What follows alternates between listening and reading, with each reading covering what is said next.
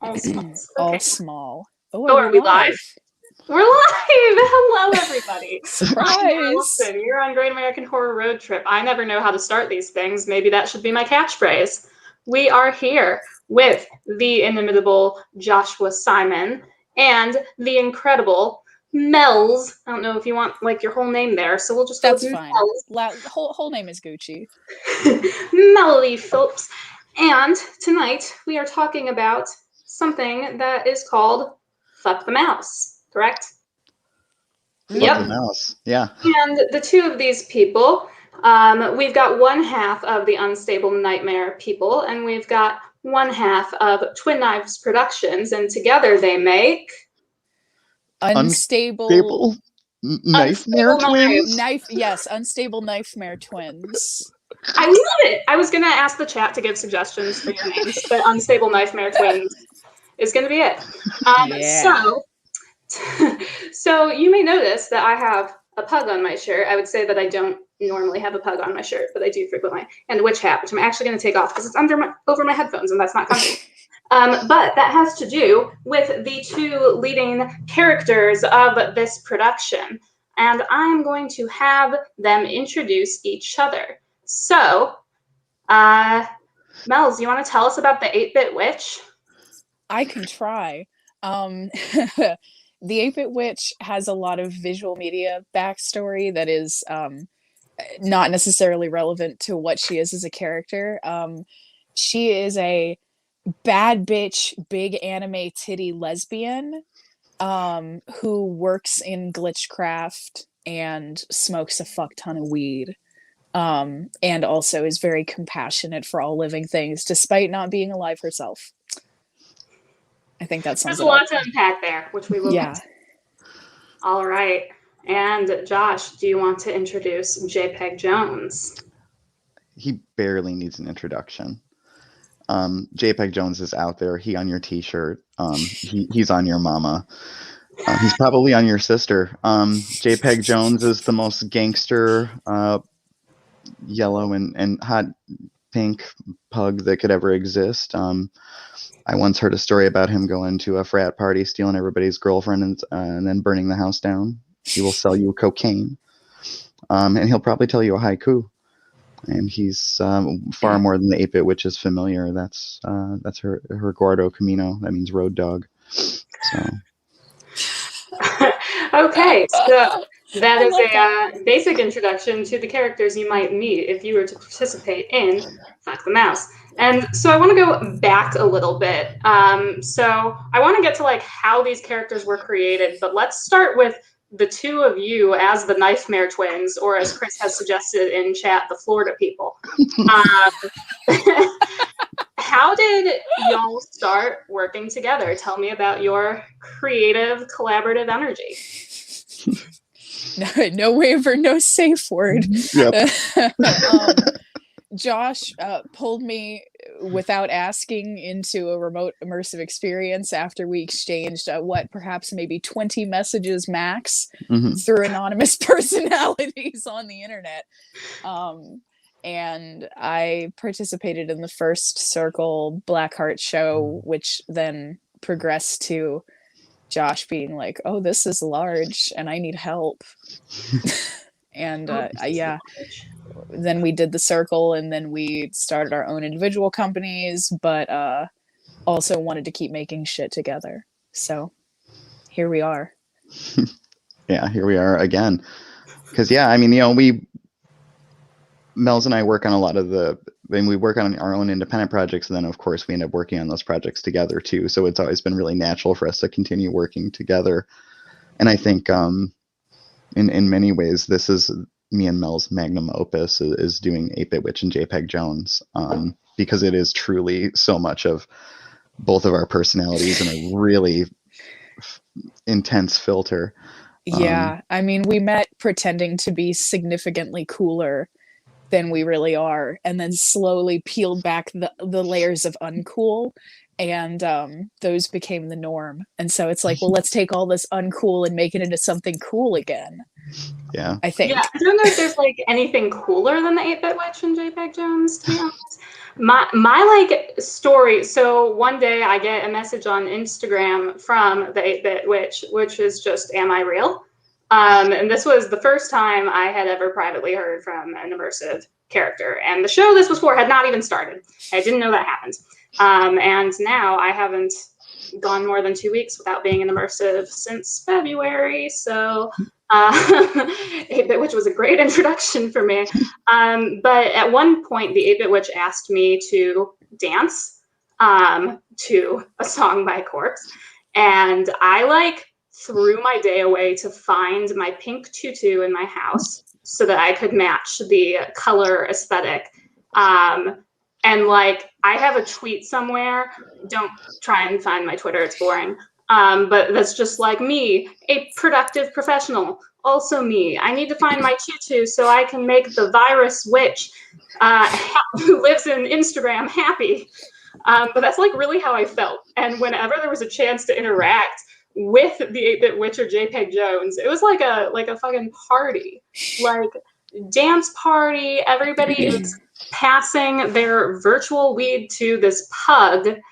Everybody's talking in like leet speak, which I don't know how to do. And at one time, the witch referred to JPEG Jones as my hymns, which is just like a thing people say. And I was like, "Oh, is JPEG a boyfriend?" Because I didn't know what that meant. I am not cool enough, and JPEG Him's was cute. like, "Bitsy doesn't need no man." Okay. So, okay, but like these are very unique characters. So what did this spring out of? How do you end up with an 8-Bit Witch? So, all right. 8-Bit Witch came first. Yeah, so I created the 8-Bit Witch shortly after running Ritual, because I just wanted to go Blackheart Ritual just to go do something really, really different. I love working with glitches, and I think people know that about me. But then I started making digital art, and a lot of it was Disney based in the very beginning. And then me and Mells kind of went on a long distance acid trip and pretty much fleshed out the characters from there.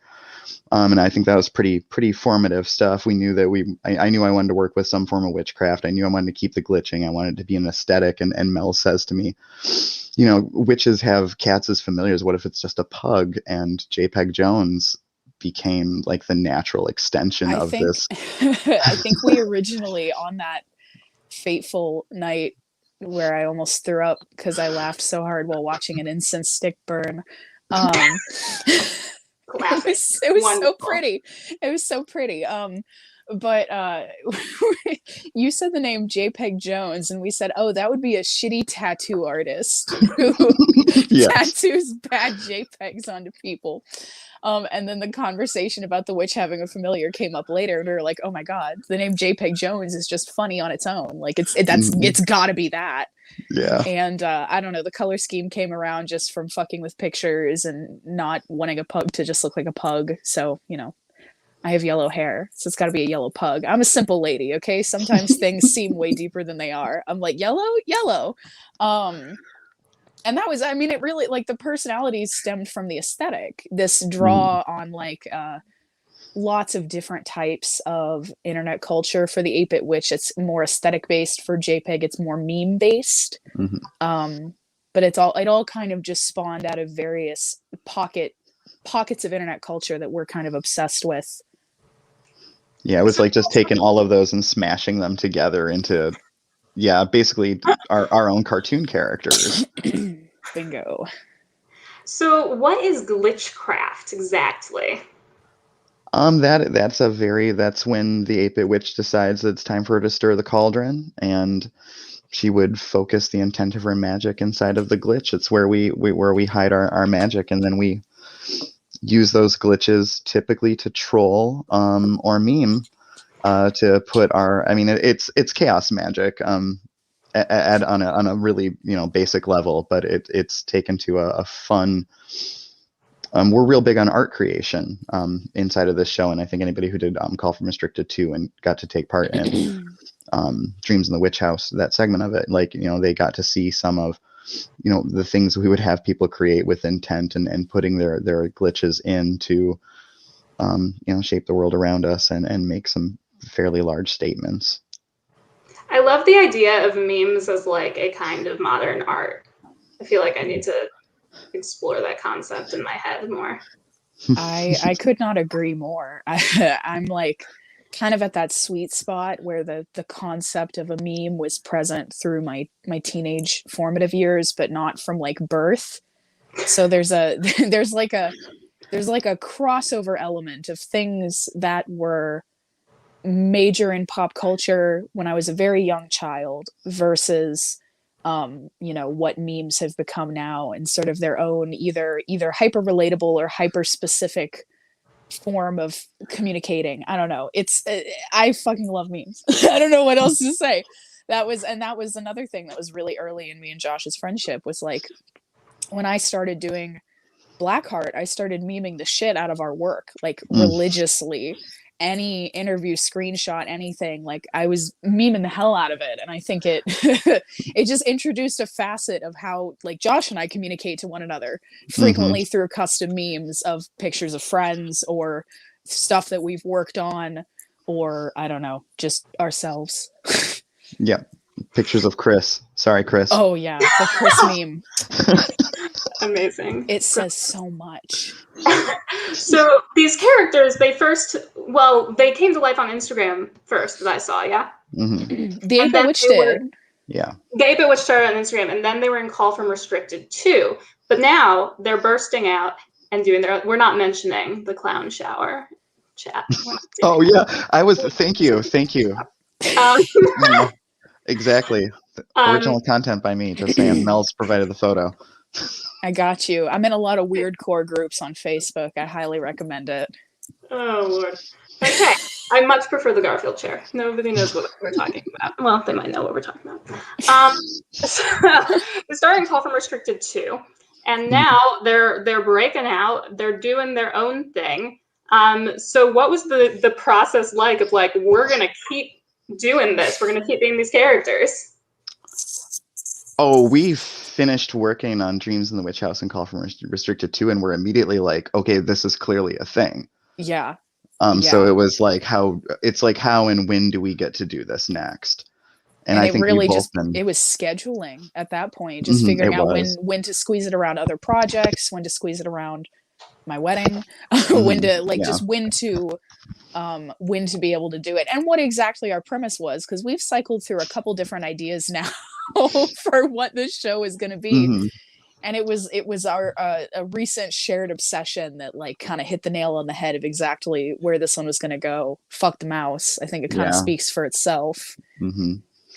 So that begs the question, like, what is the premise? Tell us a little bit more about Fuck the Mouse and what is going to happen in this upcoming show. Let me read the ad copy. All right, we're going to read the ad copy. The Unstable Nightmare People and Twin Knives present 8-Bit Witch and JPEG Jones in Fuck the Mouse. 8-Bit Witch and JPEG Jones in Fuck the Mouse is a 6-day, 18-plus remote immersive comedy experience heavily focused on satire and pop culture and internet culture, and an emphasis on digital art creation and modern witchcraft. The performance contains adult language, glitchcraft, strong hoe game, sex-positive themes, absolute bop, lulz, Florida and California-based rodents, trolling, original memes, a gangster-ass pug, anime girls, radical-leaning politics, and simulated drug use. Everybody tag yourself in me. I am absolute bop. Okay, so that's the ad copy. That's some of what you can expect if you are to participate in Fuck the Mouse.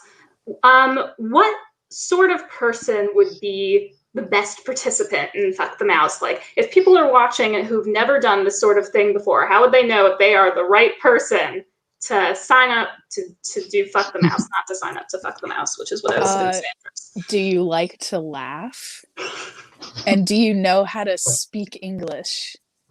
These are probably that, they'll like it. The two base requirements. I on a personal level, I think that this show will appeal very, very heavily to theme park fans. We're going in a very pointed direction with this commentary on a specific topic that Josh and I share a lot of hard opinions on. which is mostly positive, by the way. I need to say, it sounds very derogatory, but this is totally a love letter. But if you've never done anything like this before, this is not a bad entry point because it's very free form. It does not depend on having a big brain or being able to do complex tasks per se. This is about enjoying an environment in a sort of community space built around digital art creation. So if you like to do any of those things, you'll vibe. Yeah. I'm gonna regret saying this, but if you think that shitpost circle sounds like a good time, then Yes. Beautiful. I mean, we create a community on Discord. We share a storyline, and we will go through a series of tasks throughout the show that will be heavily based on digital art creation, making media and videos, and I cannot having believe you said shitpost circle. That's shitpost circle. I mean, it's what it is, but you're not Right. supposed to say that. I know. You're on Discord, you're interacting with these characters, you're making some digital art, you're following a story. What's the time commitment like? So for this show, there will be in the evenings we'll have communal moments where we bring everyone together. It won't be the same time commitment that is in like a 24-hour experience, or even in what you've seen in like heavier experiences such as The Circle. I would say this is something that's more akin in time to, shoot, I don't know. I don't want to do this anymore because that's not it. Yeah, I'd say be ready to put in a couple hours at nighttime, and if you really enjoy the environment, prepare yourself to spend more time at nighttime with us. And then with obvious, ability to have interaction and tasks being provided during the day that are no penalty for not doing. But we're not like scheduling a 24-hour show straight through or anything like that. It's What kind of crazy person would do that? I don't fucking know. What kind of crazy person would do that with such unreliable internet? But on that note, like in this sort of thing, I found that you can come on in the middle of the night and like probably someone will talk with you. And I remember one night at the 8-Bit Witch where it really was like 2, 3 a.m.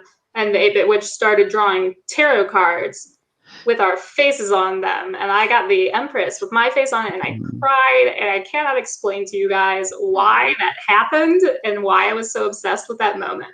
But in addition to trolling and partying and glitching, the witch also reads tarot. And does witch stuff. Yeah, she does. She loves to cast spells. She likes to install exploits on computer systems, and she loves to have the audience help in making those things happen. And we'll get to see the effects of those magic, especially in Fuck the Mouse with hashtag takeovers on Instagram and things of that nature. This is for the people who have darker magic. We're going to finally go into some darker places than in Call from Restricted, which for the horror heads should be fun. And then, for the people who are familiar with 8-Bit Witch and JPEG Jones already, this is us cranked up to absolutely 100. Because we're doing this independently, and that just gives us the gravity to go and really do the thing. So we're looking forward to having a super wild time with everybody, basically. I mean, this is a party. It's a celebration. Yeah. For sure. And it's fun for us too. I don't think that should go understated. Like some of this work can be really hard, and working in a lot of these super emotionally heavy environments, which Josh and I are somewhat addicted to in our own ways. It takes a toll on you after a while, and 8-Bit Witch and JPEG Jones is like the work vacation of what we do. It's like easily the most enjoyable on the surface level, of just like, this is fun to do and makes me happy, which a lot of our collective work does not. It's still fun to do and it still makes you happy, but in a really sad way. But this is not. This will make you happy genuinely, and hopefully will lead to some interesting, unique, original content for mommy. Yeah, what's it like to play a pug? What's it like to get to be a a pug that belongs to a witch for a week at a time? I have to say, funny enough, it is not my first time playing a pug. I took a whopping total of 1 acting class in college before I dropped out to be a haunt actor. Isn't that just goals and aspirations right there? But no, I in this acting class, one of our final exams was to play an animal for a specific amount of time. And I played my own dog. I have a pug. I've had a pug. She's now 13 years old. Her name is Black Pearl, the black pug. And I am eternally enamored by the fact that she seems like a person trapped in a dog body and always just, but not in the way that she's smart, just like, I'm a dog, fuck, I'm a dog. What do I do? I'm a fucking dog. But like that for 13 straight years. And I think it's funny. And playing a dog in this context is literally one of the most magical things I've ever experienced, because for these brief pockets of time, I get to feel the unconditional love that a dog gets. And who gets to do that? Nobody gets to do that. It's very nice. People are very receptive to a dog that can type. And it's super nice. I just think about my own pug and her erratic behavior. And that's about it. She's my motivation. Amazing. Quick aside about pugs, because I love ugly dogs so much. Me too. But the noises pugs make, I believe it is Halo. It's some video game franchise uses pugs to make their alien noises. It's Halo. So, and there are videos of it online of them just like recording pugs snorting. And I know this because I've used those exact same recordings for things. Okay. So we're taking Halo content, we're taking Disney content. Yeah, that's honestly a huge mood with both of these characters, is in fact the stealing of assets to make new art. And I think to some degree it's kind of a commentary on free use and transformative art and what that means in a copyright sense. But also we will teach you how to screen record to make videos. We will do that. We will teach you how to pirate content, what apps to use, because it's important. I feel like I learned a lot trying to make memes for the witch and making videos, and I rapped. So that's what it's like to be a pug. What is it like to be a computer virus witch? Oh, this is, I mean, I've said it so many times. This is literally my very, very favorite character to play. And it always will. Being the 8-Bit Witch is being completely free. It's being able to say absolutely anything in the dumbest possible way. Things I would never, ever say in a million years, but would love to say. Well, maybe I'd probably say to my friends in group chat, maybe, but maybe not the same way sometimes. But overall, it's being that it's a commentary on being real and not being real. It's about understanding, regardless of how fictional she may be, because she is just a computer virus living in a system, that she still has emotions and can become this very real person to a lot of people. And I think that's a part of the appeal, is I think, a lot of us feel disenfranchised or whatever. And so this is a place, we call it the island of misfit hoes. I mean, straight up.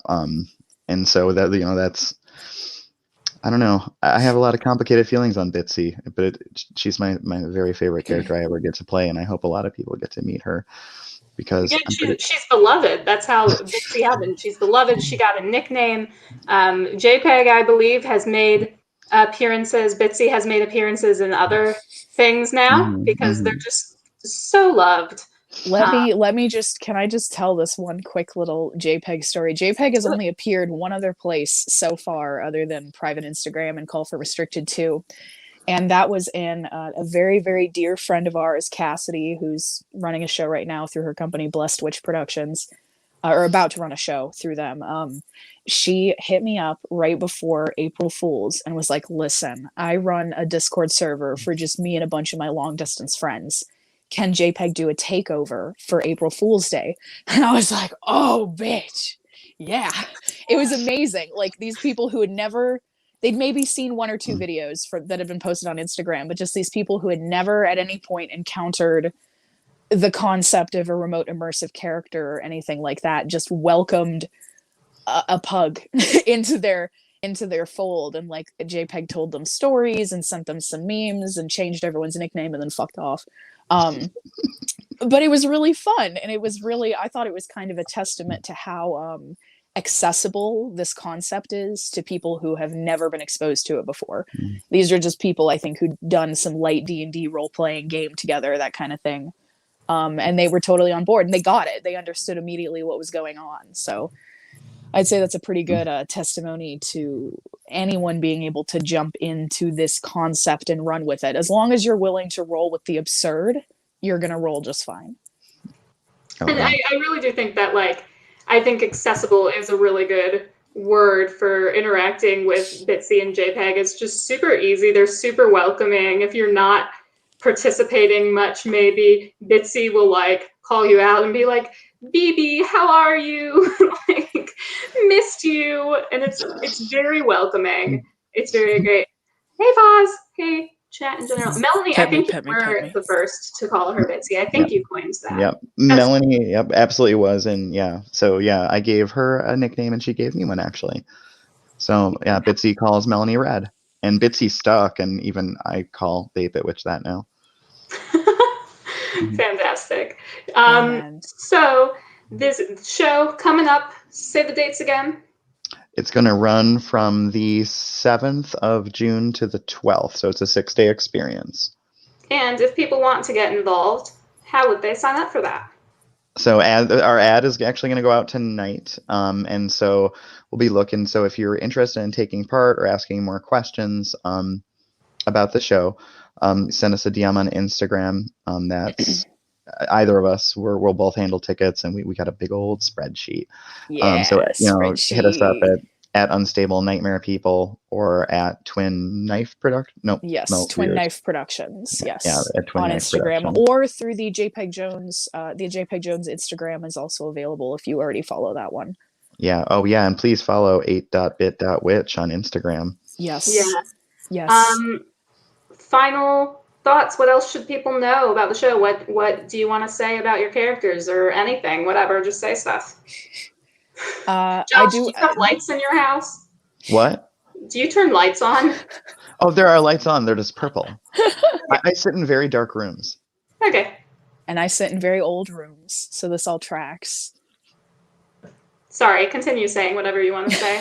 Was wondering. I was going to say that I'm really looking forward to this show. Number one, because making JPEG content is like medicine for my soul. There's just something about incredibly like PowerPoint level animation that brings me a primal joy to create, and getting to layer that with our heavily Disney influenced concept this time is like this is scratching some kind of itch for me. And I'm really hoping, I intend to send a link to this stream. We're getting meta now.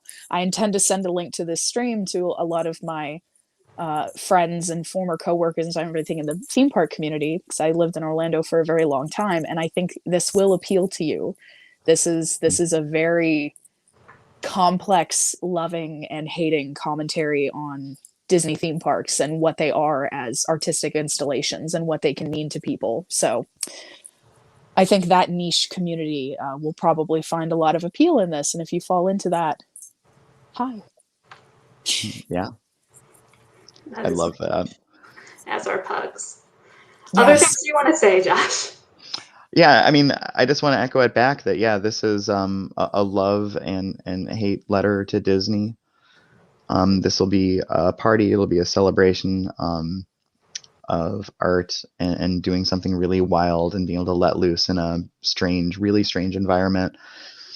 Learn Leet Speak now. I promise it'll save you a big headache. A 3 is an E, a 0 is an O, a 1 is an L or an I, depending on the context. But we would love to share this experience with people and lampoon the internet and Disney and theme parks and just pop culture in general with you all, as we all say, fuck the mouse. Fuck the mouse. What a wonderful one. And I think, for the general immersive community as well, like, there's everybody loves horror. We all love horror. There's no reason to skirt around that. But there's been a lot of super heavy content in the last little while, including from Josh and I, and that this is a really fun reprieve from trauma into something that's significantly more healing on a very base level. So I think if you find yourself stuck in a really dark cycle of entertainment, this is another happy place to come visit. Happiest place on earth. I'll see you real soon, pal. Oh no. Or not. I just didn't expect it. And it happened. You never fucking expect Mickey Mouse. No one expects the mouse. No. But like, what a good like June summer kickoff show. Happy and light, joyous party. Yeah, we've said for a long time, whenever we do an 8-Bit Witch show, it's got to be in the summer. We've said that ever since February. We're like, why is this? I mean, this is hot girl summer right here. Yeah, why are we not doing thought it in girl the heat? summer. Am I right? Yeah, absolutely. thought pug summer. Right. So, anything else y'all wanna chat about? Before we plug your thing, Mells. Do you have a thing? Which thing? I don't have a thing. I have this thing. This is it. Winning, so well, congratulations. I guess. Oh, thank you. Plug your wedding. Yeah, everyone who's immersive event, Melody's wedding. The only participant are me and my almost husband Eli, and it's very scary and stressful. It's a good immersive event, but way too expensive. I just wanted to be able to say congratulations, Melly. Oh, thank you. I'm super excited. I guess it wouldn't be a bad time to plug that Twin Knives as a company, it's not just a company, it's also technically the name of our band, me and Eli, and we will be putting out some original music through the Twin Knives Instagram in the next week or so. And this is music that we are offering to the immersive community to use for your projects free of charge, just for some credit. So it's a lot of atmospheric, all instrumental things that Eli worked on. So I guess I'll plug that. Yay. Music. Cool. What do you have to plug, Josh? It's really weird. I don't have anything to plug. Not that I have a show that starts tomorrow, and I don't know if we'll run. I don't want to do this anymore again or not before going on to Help Me I'm Lost. So I don't know. Like I'm right now. What's Help Me I'm Lost? Tell us about that. Oh, that is a single participant show done by Unstable Nightmare people that will be horror based, and done all over telephone calls and text messages, the exact same format as I Don't Want to Do This Anymore, the exact same one. So it's a single actor with a single participant for X number of days, but it is very much a horror show that will be coming at some point. All right, so you can catch up with this sort of thing it's at Unstable Nightmare People on Instagram. Is it that simple? So there's Unstable Nightmare People, there's Twin Knives Productions. I'm pointing at them like this works. There's also at 8.bit.witch and at jpeg.jones, but the Jones is 0, right? Yep. Yes. I did all the things. Fantastic. Yay. Okay, so everybody in the chat and watching, I think my mom's watching. Hi, Mom. Should sign up for this, including you, Mom. That would be cool. Yeah, come on, Allison's mom. For real, moms. No, but I do think this is the kind of show that anybody could get in on and have a great time. So everybody in the chat should message these people and sign up and come party with Bitsy and JPEG in June. All right. That's about all I have to say. All right. Dad,